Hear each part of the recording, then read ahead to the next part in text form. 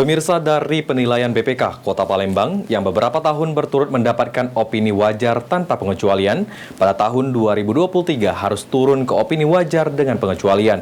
Beberapa hal terjadi sorotan, di antaranya 4 BUMD yang masuk kategori tidak sehat. Pejabat Wali Kota Palembang, Kepala Perwakilan BPKP Provinsi Sumatera.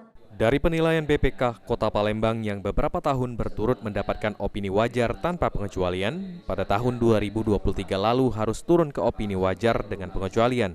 Untuk hal tersebut, BPKP Sumatera Selatan menilai masih ada sejumlah sektor yang perlu peningkatan.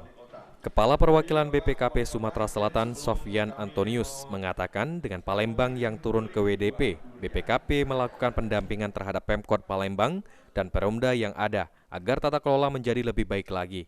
Beberapa catatan yang perlu diperhatikan seperti dari 5 Perumda yang ada. Hanya PDAM yang memiliki catatan sehat, untuk itu 4 Perumda yang akan dilakukan pendampingan. Tata kelola di sini kebetulan ada 5, itu kan ada 5, tapi yang pasti untuk PDAM di sini luar biasa. Bagi saya Kota Palembang luar biasa karena dari 15 PDAM atau Perumda yang ada itu cuma 3 yang sudah sehat termasuk PDAM Kota Palembang. Senada PJ Wali Kota Palembang Ratu Dewa mengatakan, ke depan akan ada pendampingan khusus dari BPKP, utamanya untuk BUMD. Beberapa hal akan menjadi perhatian, mulai dari perencanaan, laporan, hingga evaluasi kinerja BUMD dan OPD.